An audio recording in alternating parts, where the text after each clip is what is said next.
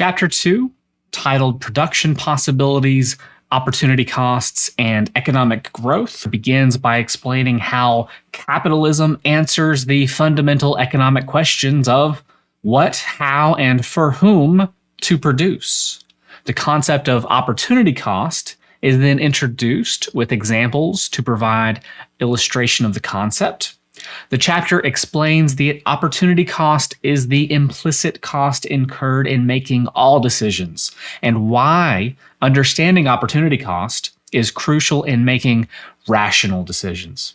The chapter also explains how marginal analysis can lead to more rational decisions.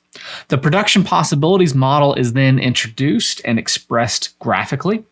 The chapter explains how this model illustrates the problem of scarcity and how choices must be made, resulting in an opportunity cost.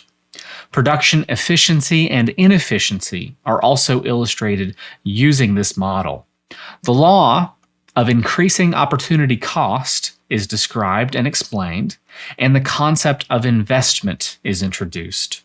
The chapter explains how a nation's decision to invest and produce more capital goods now can increase the nation's rate of economic growth over time. Finally, the chapter concludes by discussing economic growth in the context of a production possibilities model. By the end of this chapter, you should have a clear understanding of the concepts of production possibilities, opportunity cost, and economic growth. You will have learned how to graphically express a production possibilities model, how to identify production efficiency and inefficiency, and how to apply this concept of opportunity cost to make rational decisions. You'll also understand the role of investment in promoting economic growth and how economic growth is related to the production possibilities model.